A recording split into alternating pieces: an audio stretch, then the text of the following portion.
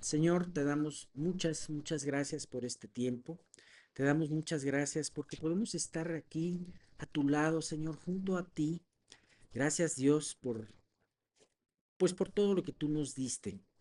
Primeramente a través de tu muerte, pero también, Señor, a través de este precioso acto y poderoso acto, aún más poderoso que la misma creación, que fue el vencer la muerte. Gracias, Señor. Gracias porque a través de esto nos has dado una oportunidad a cada uno de los que estamos aquí de podernos acercar directamente delante de ti. Señor, sin duda alguna de muchas cosas van a hablarse en el estudio de hoy. Te queremos pedir que tú guíes a Miguel en todo lo que nos va a compartir el día de hoy. Que tú abras nuestros ojos, Señor, y podamos ver de una manera, pues no solamente más exacta en cuanto a datos, sino también más personal lo que la resurrección implica para nosotros. Te queremos pedir que tú hagas esto, quita todo pensamiento errante, quita también todo cansancio, Señor, y permite que podamos estar todos atentos a lo que el día de hoy, pues tú nos vas a mostrar a través de Miguel. Gracias, Señor, por los que han venido, Padre, los que se encuentran el día de hoy. Y de una manera muy especial también te doy gracias porque te pido también por los que no han podido venir, o los que vienen en camino para que pronto lleguen. Y todo esto te lo pedimos en el nombre de tu Hijo Jesús. Amén. El Señor resucitó. Eso es algo muy importante. Y yo creo que después de este estudio vamos a comprender mejor muchas cosas de esas, muchas cosas de las que están escritas en la palabra de Dios. Y vamos a comenzar leyendo en el Evangelio según San Lucas, el capítulo 18 de pasajes del 31 al 34. Jesús llevó a los 12 discípulos aparte y dijo: escuchen, subimos a Jerusalén, donde todas las predicciones de los profetas acerca del Hijo del Hombre se harán realidad. Será entregado a los romanos y se burlarán de él. Lo tratarán de manera vergonzosa y lo escupirán. Lo azotarán con un látigo y lo matarán. Pero al tercer día resucitará. Sin embargo, ellos no entendieron nada de esto. La importancia de sus palabras estaba oculta de ellos y no captaron lo que decía.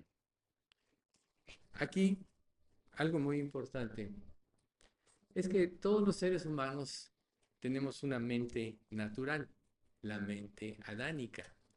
Cuando una persona se arrepiente y cree, Dios, además de regenerarlo, dale un nuevo corazón, sensible a la voz de Dios, dale un nuevo espíritu para relacionarse con Él, le da su Espíritu Santo, pero le da la mente de Cristo. Aquí Jesús, en el tiempo preciso, ni antes ni después, vino a este mundo. En el capítulo 2 de San Lucas también está la narración de cuando Herodes pide el censo y van María y José y no hay hotel, perdón, lugar en el mesón y tienen que ir a un establo. Y bueno, aquí la tradición a veces dice, no, es el establo ahí, una chocita o algo, donde están las ovejitas. No, realmente los establos generalmente eran en cuevas y las cuevas se hacían hoyos para que ahí pues las ovejas comieran, etcétera. Pero era un lugar lúgubre, era un lugar oscuro y pues obviamente no era un lugar higiénico. Pero el Hijo del Hombre pudo haber nacido como un rey en un palacio, pero decidió humildemente, de la forma más humilde, venir a este mundo y nació en este lugar. Ya sabemos la historia, el ángel se presenta a los pastores, le dice, vayan, etcétera. Los reyes llegan, los magos del oriente, no eran reyes, eran magos del oriente, ni eran tres tampoco, se presentan y ofrecen incienso, mirra y oro. Y bueno, ellos tenían una mente humana. De hecho, tenían expectativas muy diferentes. Todos ellos, incluyendo a Judas, quien le traicionó al último, creían que el Mesías iba a liberar al pueblo de Israel de la opresión del ejército romano. Sufrían mucho, tenían que pagar impuestos. Leví, después es Mateo, era cobrador de impuestos, lo odiaban porque todos los impuestos que se recaudaban eran para Roma, para adorar a sus dioses, para vivir perdidamente. Entonces estaban muy descontentos, pero así era en esta época la historia. Entonces, las expectativas, como hoy tú puedes tener expectativas muy diferentes de lo que es Jesús y de lo que Él puede hacer. Y un estudio como este nos puede ayudar para aclarar muchas dudas, sobre todo para ubicarnos en la realidad. Recuerden que la verdad más absoluta está en la palabra. Nosotros vemos que en los inicios de la historia de Israel, la frase cada uno hacía lo que bien le parecía se repite muchas veces. Y es porque cada quien tomaba lo que le gustaba, desechaba lo que no le gustaba o no le convenía. Entonces cada uno vivía prácticamente su propia religión. Pero la verdad, la forma como Dios expresó las cosas, como quiere que se cumplan, están plasmadas en su palabra. Y todos los profetas, o muchos de los profetas, mejor dicho, anunciaron los sufrimientos del Mesías. Anunciaron que debido a sus sufrimientos, ellos se iba a dar la salvación a toda la humanidad, o sea, a los gentiles, no nada más al pueblo de Israel. Israel se le olvidó que el objetivo de su existencia era que viniera el Mesías Salvador y ser luz al mundo para que el mundo conociera a Dios.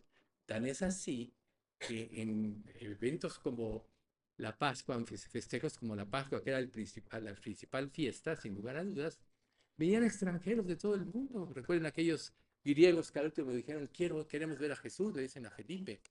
Y vemos que llamaba la atención, pero tanto los fariseos, que tenían ya su propio estatus, sus conveniencias, su prestigio, eran admirados, pues no querían rendirle culto a Dios, querían rendirse culto a ellos mismos o que la gente los adorara.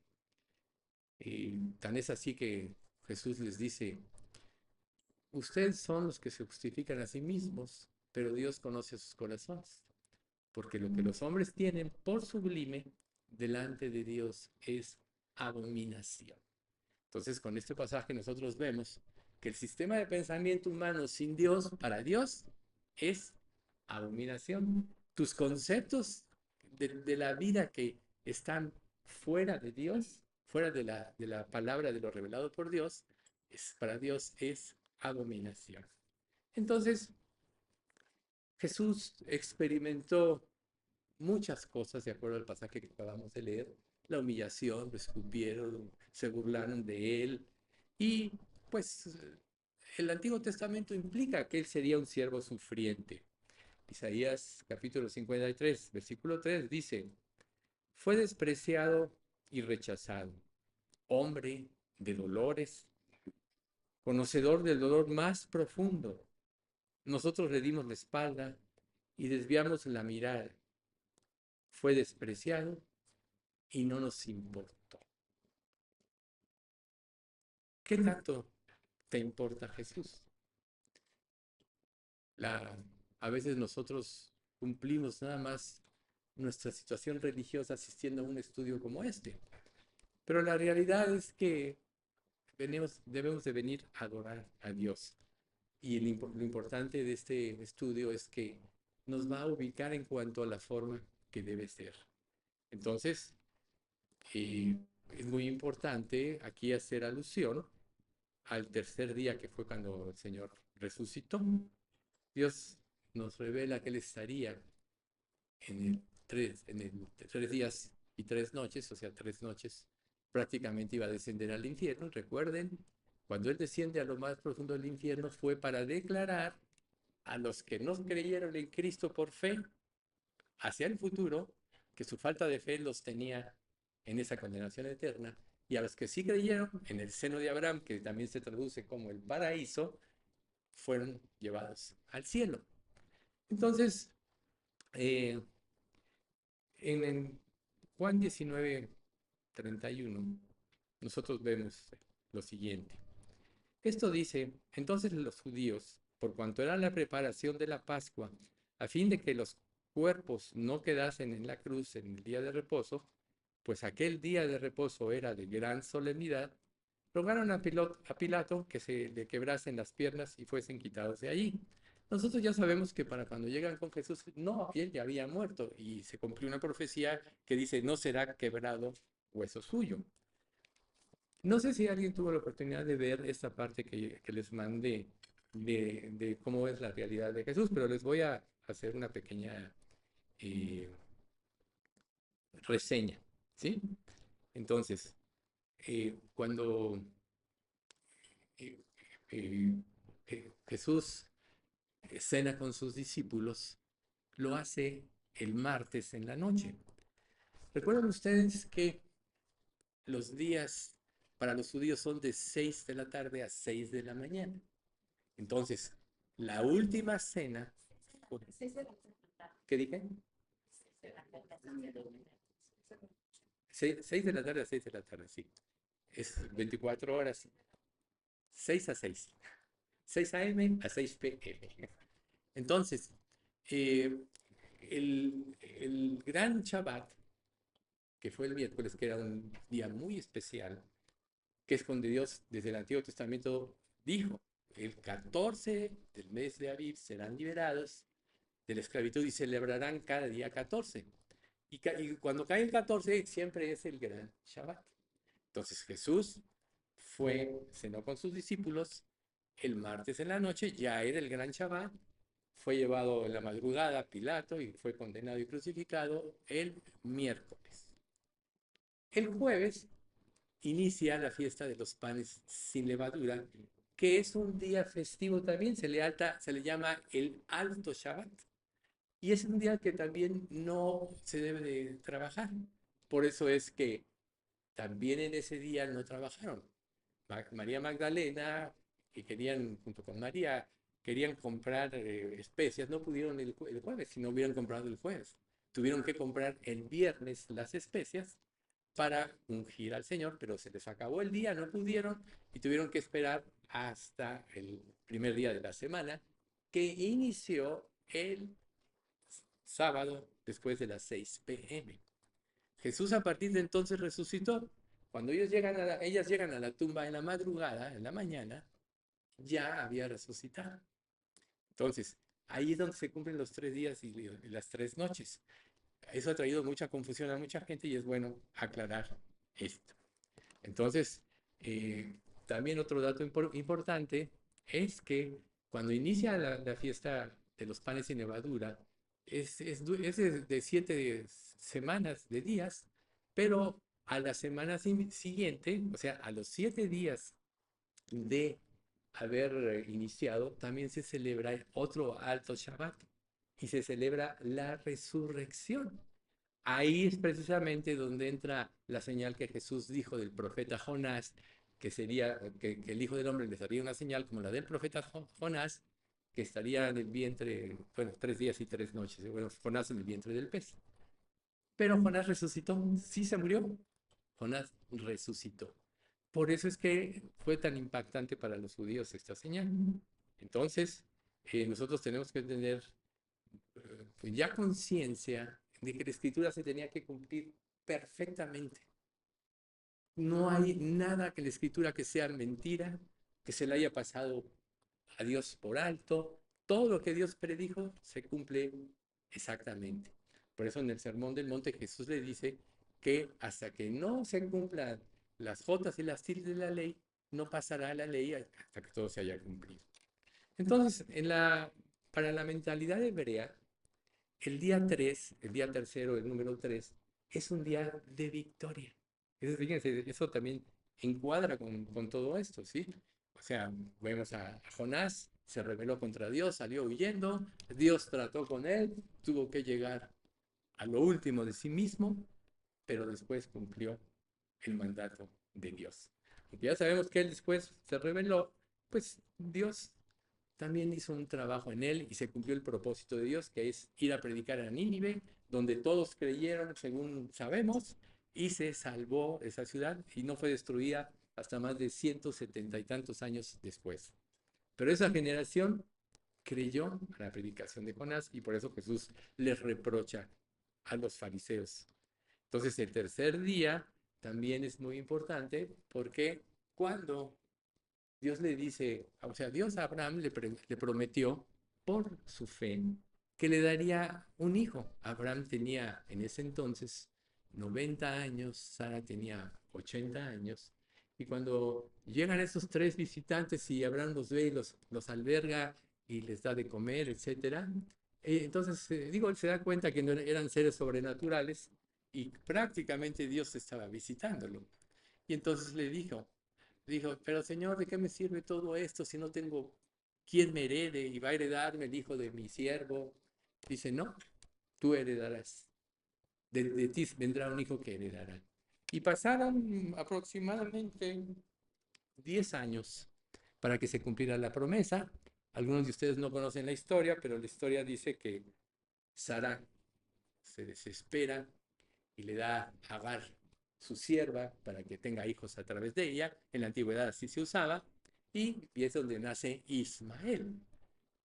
Cuando se cumple la promesa del advenimiento, entonces pues nace Isaac.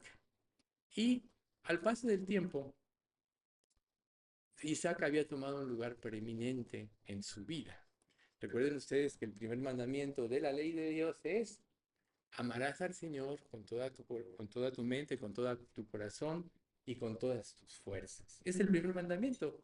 Entonces, realmente todos deberíamos poner a Dios siempre sobre todo. Y la humanidad quebranta la ley tan solo por este mandamiento porque nadie ama a Dios de esta manera. Pero cuando llegó el tiempo, Dios probó la fe de Abraham. Entonces le dijo, ven, sacrifícame a tu hijo Isaac. Y curiosamente, el camino de donde que él tenía que recorrer, de donde Dios le hace el llamamiento, a donde iba a sacrificar a su hijo, era de 3 días. O sea, vean ustedes qué significativo es el número 3. Y también es una profecía esto. ¿Por qué? Porque Abraham, durante esos 3 días, seguramente estuvo luchando contra sí mismo. No, con lo suyo de Dios, me escondo a Isaac. Y él dijo, pero ¿quién se va a esconder de un Dios omnipresente, que todo lo ve? ¿Quién va a engañar a Dios, que es omnisciente, que todo lo sabe? ¿Y quién puede contender con un Dios que es todopoderoso, que creó los cielos y la tierra? Y decidió obedecer. Y cuando él ya en su corazón estaba dispuesto a obedecer, amarra a su hijo, levanta el cuchillo, está dispuesto a matarlo.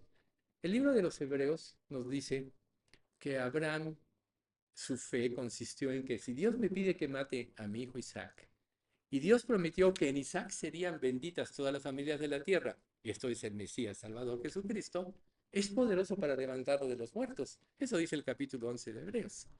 Entonces él estuvo dispuesto a matarlo, y cuando ya está dispuesto, dice, detente, ahora sé que tú estás comprometido conmigo. Y es ahí donde está un cordero trabado en un zarzal, que es un tipo de Cristo. Entonces, nosotros vemos que el día 3 es un día de victoria, es un día de cumplimiento, es un día de revelación.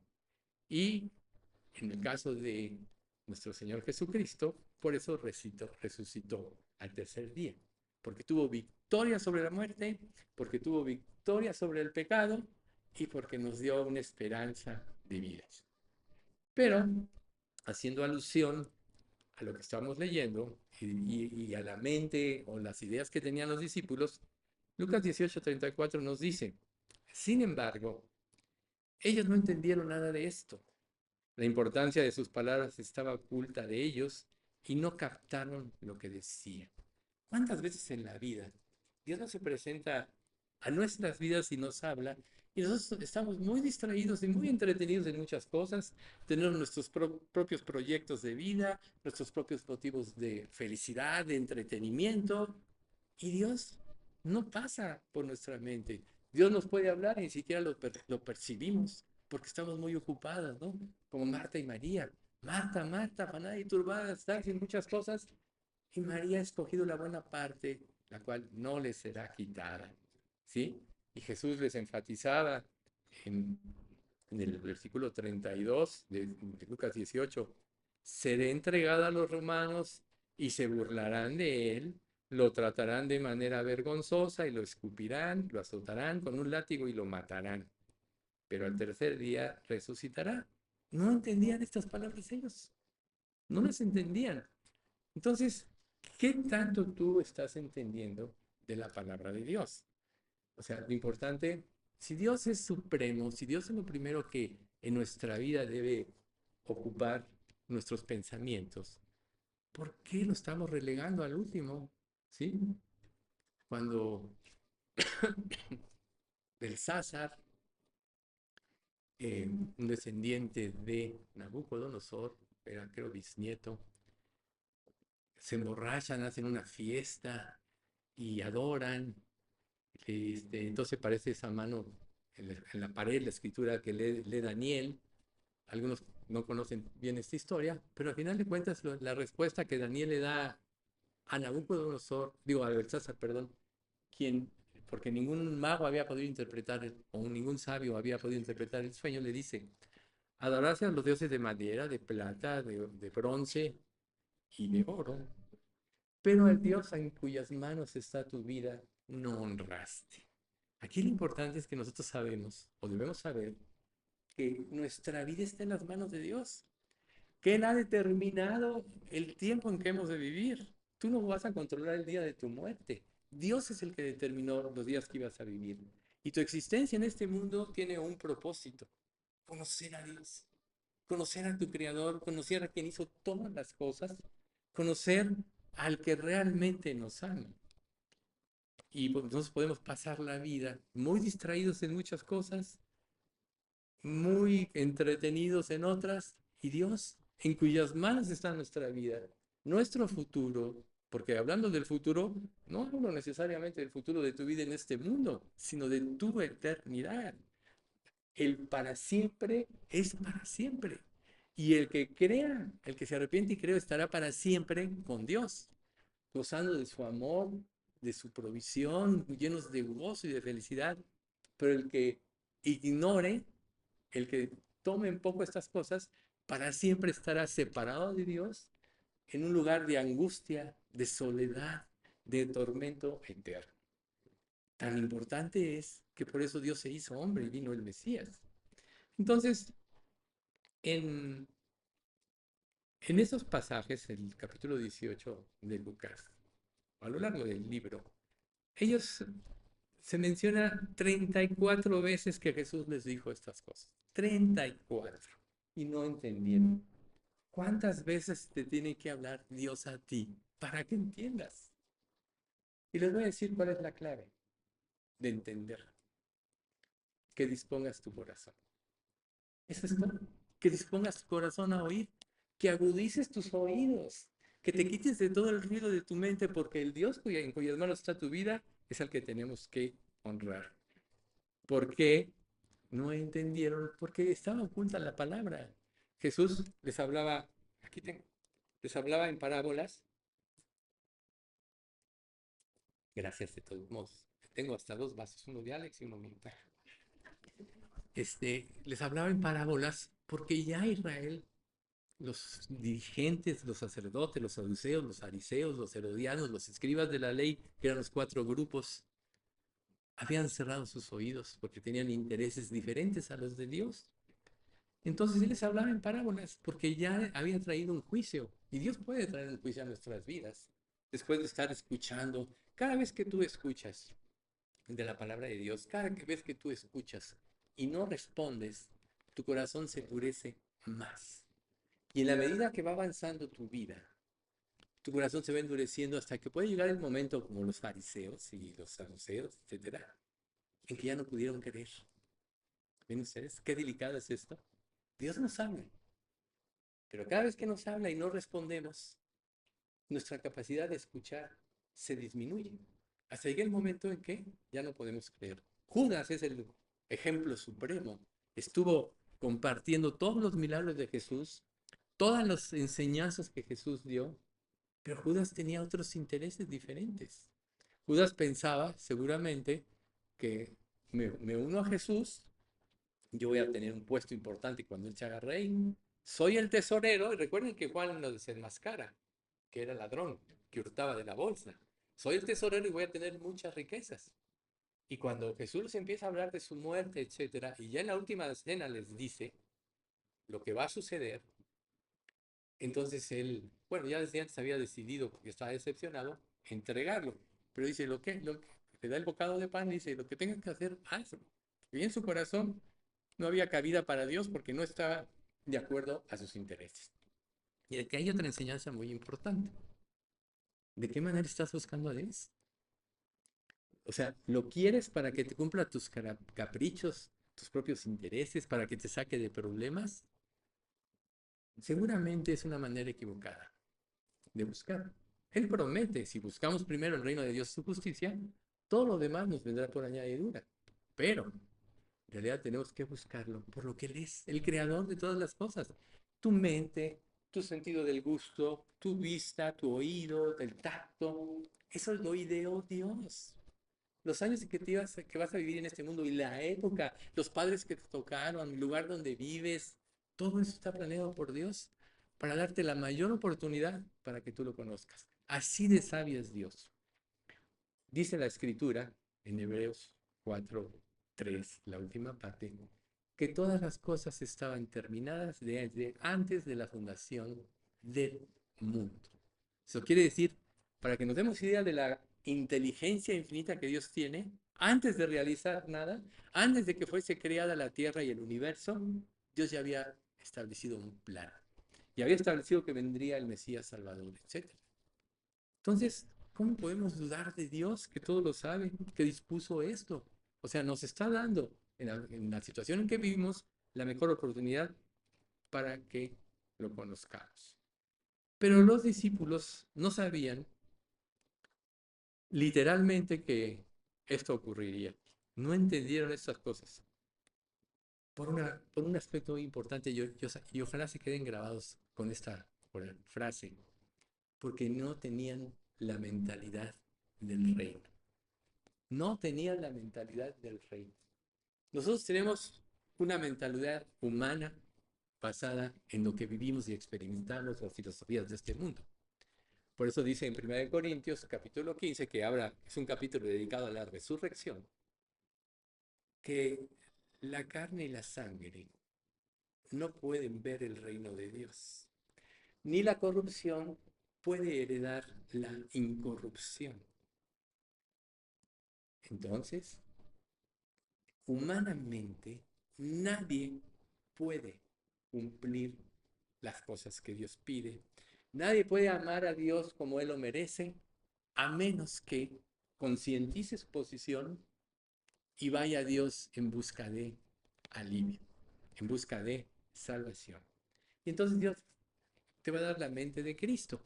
Aún como creyentes, vamos a tener que seguir luchando en nuestra mente, porque no se quita la mente natural, tenemos la mente natural y la mente de Cristo.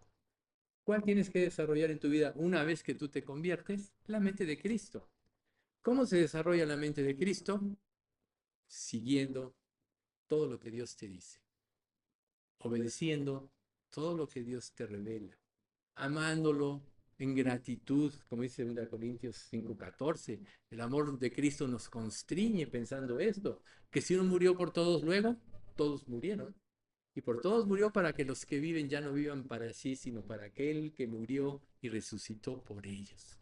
Y el corazón que se entrega a Dios desea vivir para aquel que murió, que pagó su infierno en la cruz y que obtuvo la victoria. Los discípulos todavía no tenían esa mentalidad. Nosotros vemos la cantidad de errores. Juan y su hermano Andrés, todos queremos sentarnos a tu derecha y a la izquierda, ¿no? ¿Quién será el más grande entre nosotros? Tenían una mentalidad diferente. Judas ya se hacía como el segundo del Mesías Salvador, teniendo el poder. Tenían una mentalidad totalmente equivocada. Eh, Sin embargo, A todos se les olvidó y la mayoría lo conocían, sobre todo los escribas, los fariseos, los saduceos, que el Mesías, que toda la escritura, todos los profetas son de que el Mesías tenía que sufrir. Cuando Dios le revela por inspiración divina a Moisés los primeros 5 libros, que es el Pentateuco o la Torá para los judíos, los primeros 5 libros de la Biblia, Génesis, Levítico, Números, Deuteronomio y Éxodo, bueno, no están en ese orden, no indiqué en ese orden que tienen. Moisés les dice, profeta como yo les levantará el Señor, a él escucharéis, a él escucharéis. No, no tenían idea sobre esto, no lo querían ver porque tenían su mentalidad puesta en las cosas de este mundo. Y es aquí donde nosotros tenemos que recapacitar en nuestra vida. ¿Dónde está tu mentalidad? O sea, tú, si eres sincero contigo mismo y haces un análisis, te vas a dar cuenta que tu mente naturalmente está en las cosas de este mundo. Pero nosotros tenemos que aprender a escuchar a Dios, a buscarle de corazón. Y eso empieza a través de la palabra, porque la palabra nos revela lo que realmente somos. En Santiago 1:25 dice, mas el que mire la perfecta ley, la de la libertad, no siendo oidor olvidadizo, sino hacedor de la obra, este será bienaventurado en todo lo que hace. El que mire la perfecta ley, la de la libertad, la que te libera de la opresión del pecado, la que te libera de los pensamientos errantes, la que te libera de tu propia filosofía de la vida, la que te lleva cautivo a la obediencia a Cristo. Entonces, Pablo anunció en la primera carta de los Corintios, capítulo 5, versículo 7, más bien hace una sugerencia. Desháganse de la vieja levadura, la mente natural viciada conforme a los conceptos de este mundo, quitando a ese perverso de entre ustedes. Entonces serán como una nueva masa, preparada sin levadura. ¿Qué es lo que realmente son? Cristo, nuestro Cordero Pascual, ha sido sacrificado por nosotros. ¿Sí? Entonces, aquí nosotros tenemos que quitar de nuestra vida todo aquello que se oponga a que cumplamos la voluntad de Dios. ¿Qué es lo que cuando vimos el estudio de la idolatría quedó claro? Un ídolo en tu vida es todo aquello que tú antepones a Dios.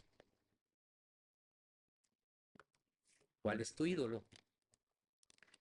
Entonces, Jesús, cuando empieza a hablarles que tenía que sufrir, claramente se refiere a la crucifixión. Y Pablo lo entendió porque Pablo, como sabemos, era celoso de la ley. Recuerden, yo soy fariseo en cuanto a la ley, estudio bajo la orden de Gamaliel, que era de las más estrictas en cuanto a la escritura. Pablo era un devoto fariseo cumplidor de la ley. Por eso es que en su celo equivocado persiguió a la iglesia. Pero él mismo dijo, pero cuantas cosas eran para mí ganancias las he estimado como pérdida por amor de Cristo Jesús, mi Señor, por amor del cual lo he perdido todo y lo tengo por basura para ganar a Cristo. ¿Qué es lo que es ganancia para ti que estás quitando el tesoro más grande de tu vida? Esa parábola de la perla del gran precio, ¿no? Cuando la halló, fue y vendió todo lo que tenía para comprar ese campo. Sí, efectivamente, esta parábola tiene dos interpretaciones, ¿no? La otra es que la perla del gran precio es la humanidad y que Jesús dio su vida para comprar a la humanidad. Pero en realidad la interpretación correcta es, si tú estás en una búsqueda y encuentras la verdad, ¿no es lógico dar todo por esa verdad? O sea, nada se compara a la verdad. Por eso Jesús decía, y conoceréis la verdad y la verdad os hará libres de la esclavitud del pecado, de la opresión, de los temores, de la angustia de qué será de tu futuro. ¿Quién no se preocupa por su futuro? ¿Quién no dice qué será de mi futuro? Sobre todo lo piensas cuando cometes errores en la vida. Por eso es tan importante estudiar con cuidado la palabra de Dios y poner atención exacta, ¿sí? Y eso es lo que no hicieron la mayoría. Ignoraron que el Mesías tenía dos advenimientos. Uno, como siervo sufriente, que es Jesús, en su primera venida, que ya conocemos. Y la otra como el rey, el siervo reinante que vino a tomar posesión de la tierra para reinar 1000 años en la tierra y por siempre en la eternidad. Entonces, la historia de Jesús, de esta humanidad que nos incluye, porque el ser humano no ha cambiado, que está en Isaías 53. Vamos a leer del 3 al 5. Ya leímos el 3 hace rato. Fue despreciado y rechazado, hombre de dolores, conocedor del más profundo dolor. Nosotros le dimos la espalda y desviamos la mirada. Fue despreciado y no nos importó. Sin embargo, fueron nuestras debilidades las que él cargó. Fueron nuestros dolores los que lo agobiaron. Y pensamos que sus dificultades eran un castigo de Dios, un castigo por sus propios pecados. Pero él fue traspasado por nuestras rebeliones y aplastado por nuestros pecados. Fue golpeado para que nosotros estuviésemos en paz. Fue azotado para que pudiéramos ser sanados. ¿Sí? Fíjense, pensaron que Dios lo había tratado así porque era un castigo. ¿Cuántas veces nosotros no emitimos juicios sobre otras personas y nunca nos vemos a nosotros mismos, ¿no? Por eso en Romanos capítulo 2 dice, ¿tú quién eres que juzgas a otro? Pues en lo que juzgas a otro, te condenas a ti mismo, pues tú que juzgas haces lo mismo. Entonces cuando estés juzgando a los demás, sabe que solo estás proyectando cuál es tu verdadero problema. Así vas a tener un poco más de sabiduría en ese aspecto. Entonces, aquí lo que nosotros tenemos que recordar a través de todo esto que Jesús vivió es el elemento del reino, que es la resurrección. La resurrección, como decíamos, es la victoria sobre el pecado, es la victoria sobre el mal, es la victoria sobre Satanás. Por eso es que a ellos les era muy difícil entender lo que era la verdadera resurrección, porque Jesús le dijo, más al tercer día resucitaré y vayan a Galilea, ahí me verán. Y todavía vemos a Tomás, ya se les había aparecido a los otros 10, sabemos que Judas ya no estaba.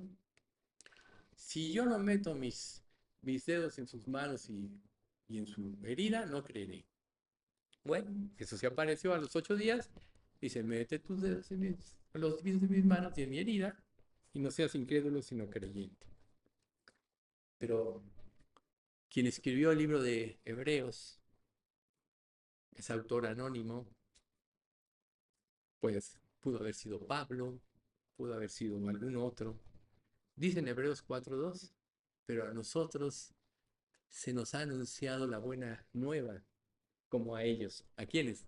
Primero al pueblo de Israel, primero a los que se eran instruidos en la ley,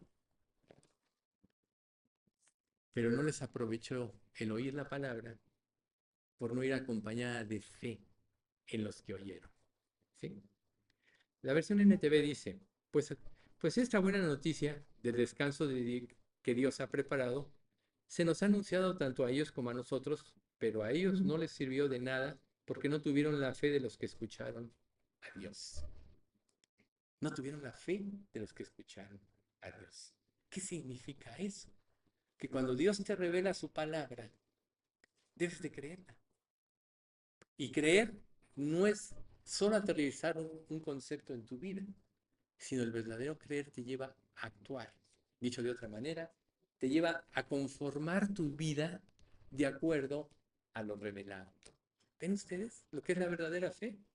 Entonces aquí muchos de nosotros sabemos que no obedecemos plenamente. De hecho, todos pecamos cada día. Todos tenemos áreas de rebelión. Pero sí hay una gran diferencia entre el que es salvo y el que no es salvo. Porque el que es salvo, Jesús ya pagó por él y nada lo va a separar del amor de Dios.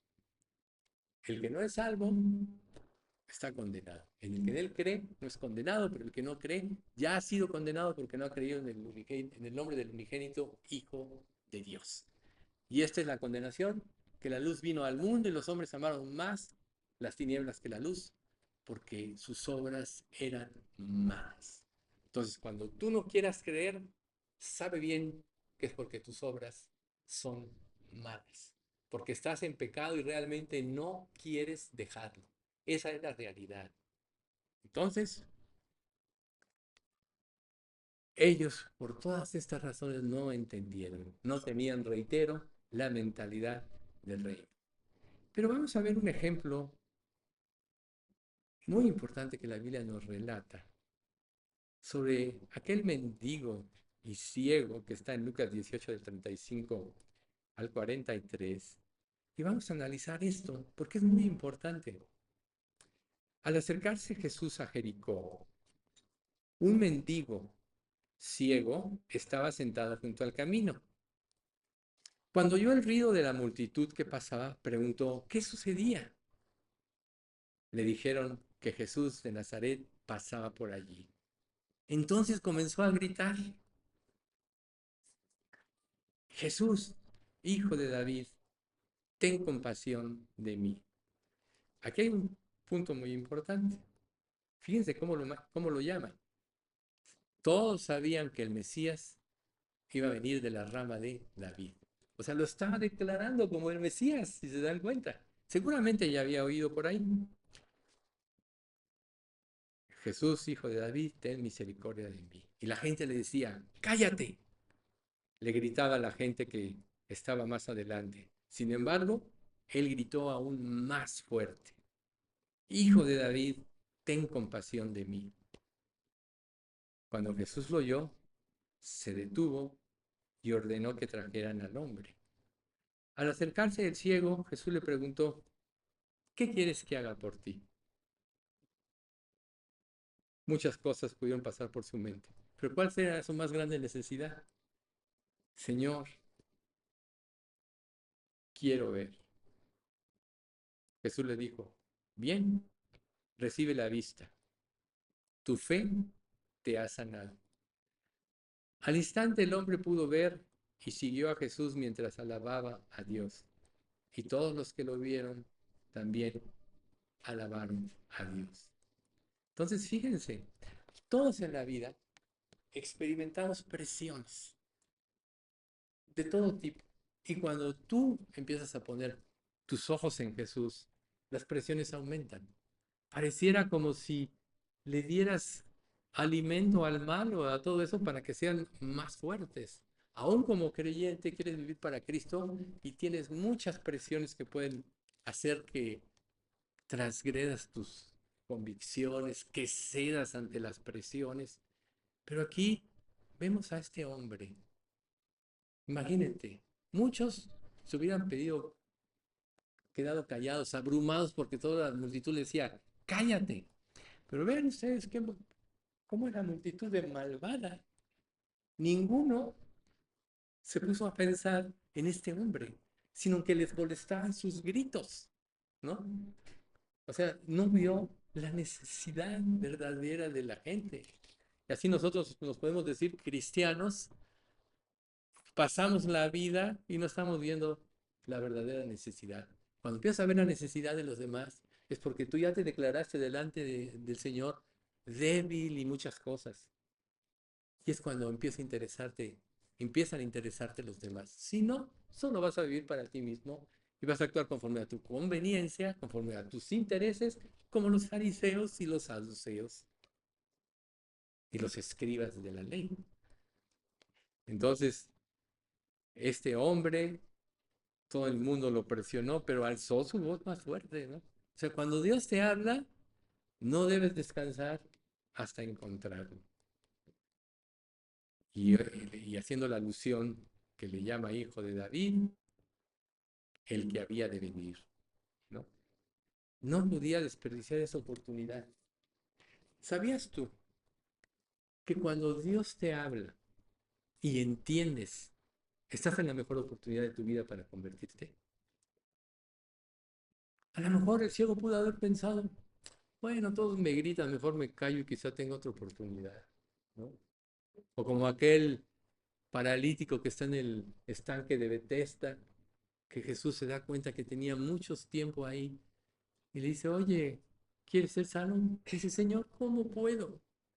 Cada vez que el ángel viene y remueve las aguas, porque secuencialmente pasaba y el primero que entraba en estas aguas era sanado. Otro llega primero que yo y yo aquí estoy. Jesús le dice, levántate, toma tu camilla y vete a tu casa. ¿No?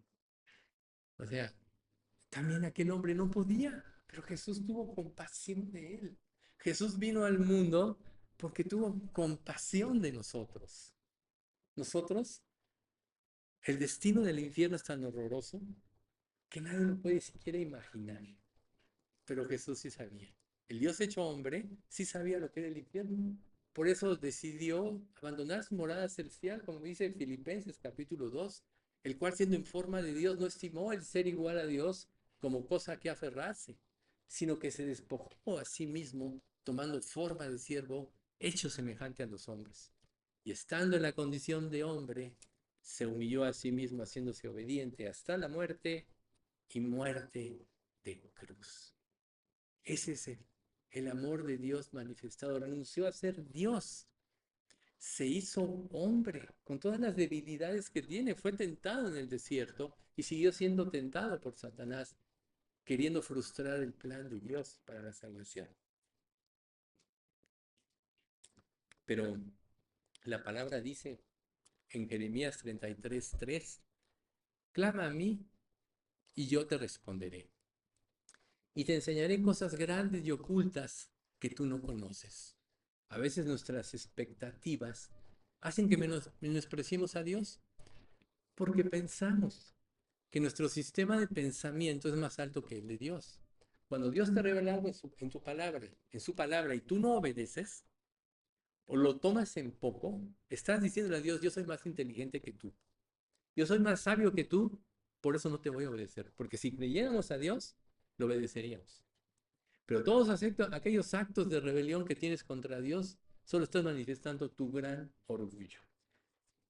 Pero mira lo que dice Dios, ¿no? Clama a mí, humíllate delante de mí y te enseñaré cosas grandes y ocultas. ¿Qué cosas? Cosas, 1 Corintios capítulo 2, cosas que ojo no vio, que oído no oyó y que no han entrado en corazón de hombre. Todas esas cosas Dios ha preparado para los que le aman. O sea, si Dios hizo este mundo y este mundo estando en pecado, podemos todavía gozar y disfrutar de muchas cosas. ¿Qué será un mundo sin pecado, donde la presencia de Dios esté siempre? No tenemos idea. No tenemos idea. Por eso es que la salvación es por fe. Entonces, cuando tú concientizas esto y empiezas a buscarle a Dios a través de su palabra, Dios te dice esto en Isaías 26:3. Tú guardarás en completa paz a aquel cuyo pensamiento en ti persevera, porque en ti ha confiado. Muchas de las cosas que nosotros buscamos en esta vida son cosas que nos den tranquilidad, un futuro asegurado, etcétera, una familia bonita para tener paz. Y no hay paz, ¿no? Pero Dios dice, si tú me buscas y perseveras en buscarme, yo te voy a dar esa paz. Esa paz que sobrepasa todo entendimiento, que guarda, como dice Filipenses 4:7, tus corazones y tus pensamientos en Cristo Jesús. O sea, los ordena, le da un sentido a tu vida y te da esa sensación, perdón, de verdadera seguridad. Entonces, este hombre, este ciego, pudo ver con claridad esa gran oportunidad. Imagínate tú, ciego, no podía percibir el mundo como era, ¿no? Y aquí podemos hacer una alusión espiritual. Todos estamos ciegos a Dios, a las cosas de Dios, porque el mundo de pecado nos tiene en ceguera espiritual. Hagan ustedes de cuenta este ciego. Vio la oportunidad, dijo, yo no la suelto. Me voy a aferrar hasta que me bendigas, ¿no? Como Jacob. No te soltaré hasta que me bendigas. ¿Sí? Y eso llamó la atención de Jesús. A lo mejor si la voz de la multitud lo aplaca, ya ni habla, Dios, ayúdame, ya ni lo oyen, ¿no? Él gritó más fuerte. Entonces, ¿qué quieres que haga? Quiero ver. Cuando nosotros creemos, nuestros ojos son abiertos a la vida espiritual, a la luz de Dios. Por eso es que un creyente entiende lo que dice la palabra y un incrédulo no entiende lo que dice la palabra. Porque la Biblia es un libro, perdón, un libro espiritual. Es una carta de amor de Dios para sus hijos, no para los que no tienen una relación con Él. Y entonces se dio el milagro, creyó y se dio el milagro. Y en la vida nos va a pasar siempre así. Todos vamos a estar en luchas en nuestra vida. Todos vamos a estar en pruebas. Y las pruebas vienen para ver si tu fe realmente es firme. Los problemas en la vida generalmente manifiestan el grado de tu fe. ¿Cuántos de nosotros no hemos fallado? Yo he fallado. ¿Cuántos no hemos fallado? Y dices, no creí. Aquel hombre cuando Jesús baja del monte y sus discípulos están alegando porque no habían podido sacar un demonio, Jesús les dice, oh generación incrédula y perversa, ¿hasta cuándo he de estar con vosotros? ¿Hasta cuándo os he de soportar? Y entonces aquel padre de ese muchacho que el demonio arrojaba al fuego, le dice, Señor, si puedes hacer algo por mi hijo, tus discípulos no pudieron, mira, tus representantes, ¿verdad? Jesús le dijo, si puedes creer, al que cree, todo le es posible. Y el hombre dijo, creo. Pero yo creo que su conciencia dentro de sí dijo, ayuda a mi incredulidad. Aún puedes decirle a eso a Dios, Señor, no puedo creer, dame fe, dame la fe que salva. Pero como les decía al principio del estudio, lo primero que tienes que hacer es disponer tu corazón. Reconocer que tus valores están torcidos, que por lo que has vivido no te ha hecho realmente feliz. Nosotros vemos hombres inmensamente ricos, ¿no? Como Elon Musk ahora, ¿no? Digo, ahorita ha habido muchas crisis, pero no deja de ser un hombre multimillonario que 10 generaciones o más viviendo a todo lujo no se gastarían la fortuna que tiene. Y lo ves vacío, ahora en busca de poder. Le han testificado, pero creer. Para creer tenemos que negar nuestro pensamiento, nuestras ideas. Tenemos que humillarnos delante de Dios. Y como hace ratito mencionábamos, ¿le vas a dar clases al Dios creador del universo? Al que cada estrella conoce por su nombre. Al que hizo la tierra, puso las estaciones y te hizo a ti. El cuerpo humano es una maravilla. Tú gozas de un cuerpo humano porque Dios lo diseñó de esa manera. Y entonces él creyó y si el milagro se dio. ¿Y qué fue lo que vino a continuación? El versículo 43. Al instante, el hombre pudo ver y siguió a Jesús mientras alababa a Dios. Y todos los que lo vieron también alababan a Dios. Aquí el punto es, creyó, pudo ver y siguió a Jesús. Una persona que no cree no va a seguir a Jesús. Siempre va a tener sus propias objeciones. Siempre va a tener sus propios razonamientos de por qué no se entrega, de por qué se aleja de Jesús. Cuando Jesús, a través de su obra, obtuvo la victoria y le da la victoria a todo aquel que cree. Entonces, este mendigo ciego, al creer, Dios le dio la mentalidad de reino. Esa es la que tenemos que ver. ¿Cómo vas a tener la mentalidad de reino si no conoces sus promesas? Más de 7,000. No las conoces. ¿Cómo vas a cobrar un cheque que no sabes que tiene? Que tiene una fortuna que a lo mejor heredaste algo y nadie te dijo nada. Y ahí está, eres heredero, pero no sabes, ¿no? Entonces, tenemos que cambiar nuestra mente. Y este es el poder de la resurrección, como dice Filipenses 3:10, a fin de conocerle y el poder de su resurrección. y la participación de sus padecimientos, llegando a ser semejantes a Él en su muerte. El poder de la resurrección es lo que le da la victoria al creyente. Es el éxito que Jesús tuvo y que automáticamente al creer nos da. Por eso la palabra dice, en todas estas, Romanos 8, en todas estas cosas somos más que vencedores por medio de aquel que nos ama.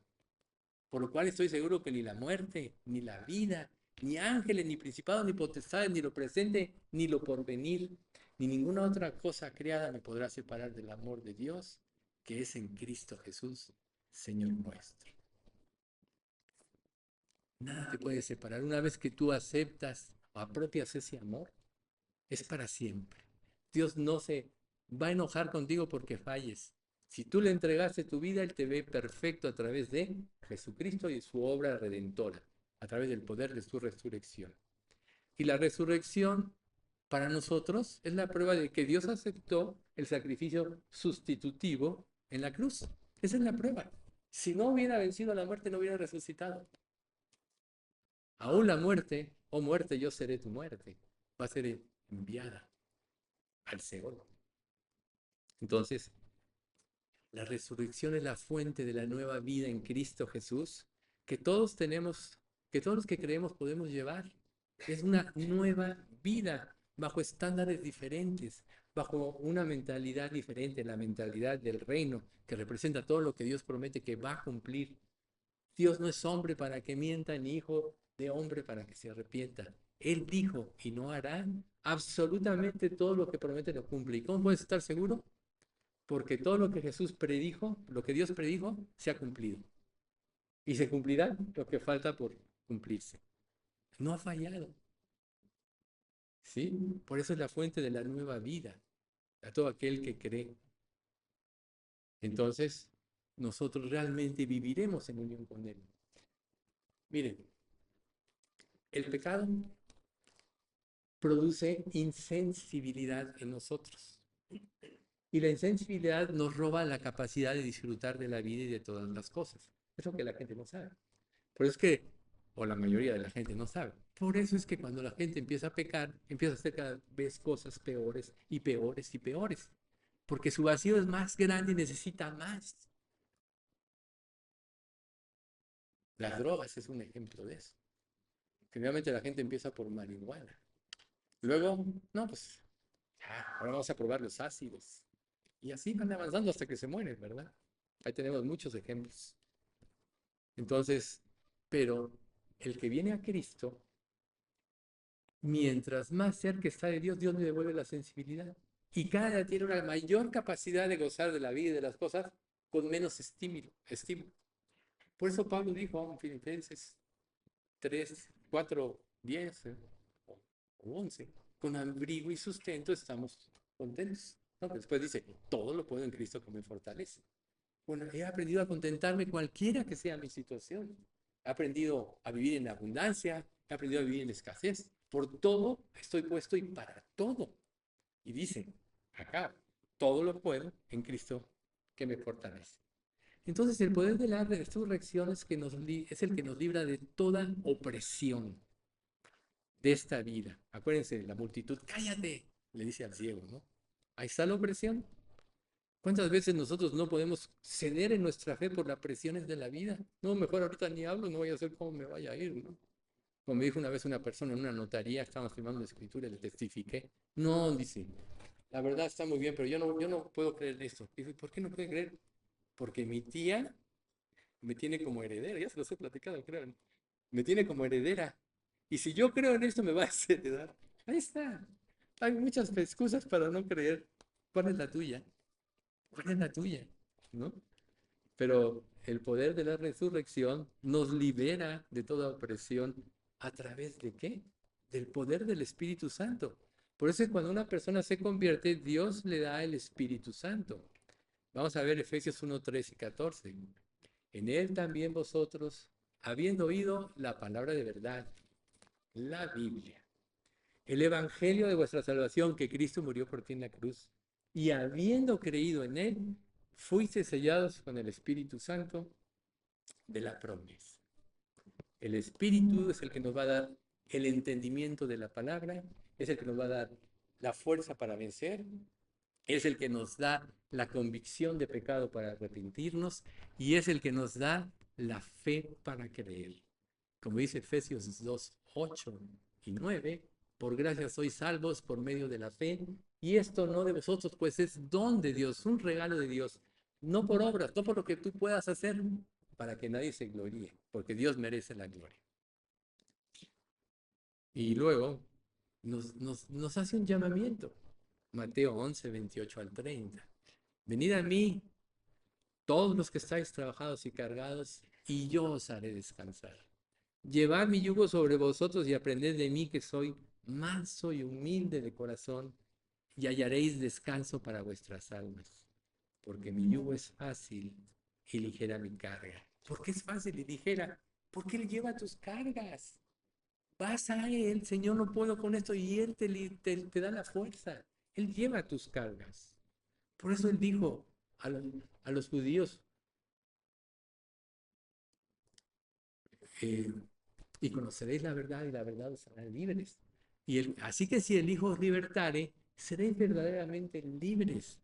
¿De qué? De la opresión del pecado. Y en medio dice, todo aquel que hace pecado, esclavo es del pecado. Todos somos esclavos del pecado. El único que te puede liberar de esa opresión es Jesús. Entonces, debido a que Él ya tuvo la victoria total en la cruz, quedó hecho, y esto quedó hecho patente en su resurrección. Debido a eso, todo aquel que va a Jesús puede ser salvo. Y tiene una garantía que Dios te da si eres salvo. Filipenses 1:6. El que comenzó en vosotros la buena obra, la perfeccionará hasta el día de Jesucristo. ¿La crees realmente? ¿Crees realmente que Dios puede cambiar tu vida? ¿Que Dios le puede dar un sentido verdadero? ¿Dios te puede librar de la oscuridad que te dice, te promete muchas cosas y nada te da? En cambio, todo lo que Jesús promete sí te lo da. Este mundo es una mentira porque está diseñado por Satanás. Por eso cuando los judíos le dicen, los fariseos le dicen a Jesús, es que nosotros somos hijos de Dios. No, dice, vosotros ustedes son, ¿perdón? Sí, de Abraham. Entonces, le dice, vosotros sois de vuestro padre el diablo, y los deseos de vuestro padre queréis hacer. Él ha sido homicida desde el principio y no hay verdad en él, porque es mentiroso y padre de mentira. Cuando habla mentira del suyo, habla porque es mentiroso y padre de mentira. Pero si tú crees en Cristo, entonces Él se compromete y Él no miente, que Él terminará la obra. Te enseñará a creer, enseñará a través de las pruebas a fortalecerte en tus debilidades y mientras más creas y te apoyes en Él, más poder para vencer el pecado habrá en tu vida. Entonces, por eso, después de que en el libro 11 de Hebreos se da todos los campeones de la fe, en el capítulo 12, del 1 al 4, Dios te dice, a través de su palabra, por tanto, nosotros también, teniendo en derredor nuestro tan grande número de testigos, despojémonos de todo peso. ¿Cuál es el peso de tu vida? Y del pecado que nos asedia. Y corramos con paciencia la carrera que tenemos por delante. ¿Cómo? Puesto los ojos en Jesús, el autor y consumador de la fe, el cual por el gozo puesto delante de él sufrió la cruz, menospreciando el oprobio y se sentó a la diestra del trono de Dios. Considerad aquel que sufrió tal contradicción de pecadores contra sí mismo, para que vuestro ánimo no se canse hasta desmayar. Si vas a luchar contra el pecado, si va a haber pruebas en tu vida, porque aún no habéis resistido hasta la sangre combatiendo contra el pecado. Jesús resistió, pero ya tuvo la victoria en la resurrección, Él ya venció, y tú ya vives en el poder de la victoria de Cristo, que es el poder de la resurrección. Recuerden, todos aquellos que tuvieron la victoria es porque tenían la mentalidad puesta en el reino, en lo venidero, en las promesas de Dios, en que Dios no miente, todo lo que dice lo va a cumplir en que Él es misericordioso y clemente. Si no, no te diría esto, Miqueas 7, 18 y 19. ¿Qué Dios como tú, que perdona la maldad y redime el pensamiento? Se me fue. Y aquí viene lo importante. No retuvo para siempre su enojo, antes se deleita en misericordia. Él perdonará nuestros pecados, sepultará nuestros pecados y echará en lo profundo del mar nuestras transgresiones y echará en lo profundo del mar nuestros pecados. Y todos los que tuvieron la victoria es porque tenían la mentalidad del reino. Y ahí es como Dios quiere que aprendamos a vivir con la mentalidad de lo que Dios promete. Vivir por las promesas de Dios. Mientras más las medites y las creas, más van a ser una realidad en tu vida y van a cambiar tu pensamiento. Si no, la Escritura no diría, 1 de Juan 4, 18, en el amor no hay temor, sino que el perfecto amor echa fuera el temor, porque el temor lleva en sí castigo, de donde el que teme no ha sido perfeccionado en el amor. En el amor no hay temor. Entonces, ¿cuáles son tus temores? Dios quiere que vivamos en la victoria de Cristo y que no pongamos los ojos en las circunstancias que nos rodean. Ustedes ven las noticias de ahora y todo es pavoroso, todo es desalentador. El mundo está en crisis. ¿Y ya para qué? Les sigo contando lo que se ve. Pero en el amor no hay temor. Si realmente crees en su amor, entonces crees en tus promesas y Él te dice que si buscas primero el reino de Dios, Él te dará todo lo demás por añadidura. Entonces esa es la libertad en la que puede vivir un verdadero creyente, en ese poder de la resurrección. Y ahí va a tener la victoria sobre Satanás, sobre este mundo diseñado por el diablo y sobre el pecado.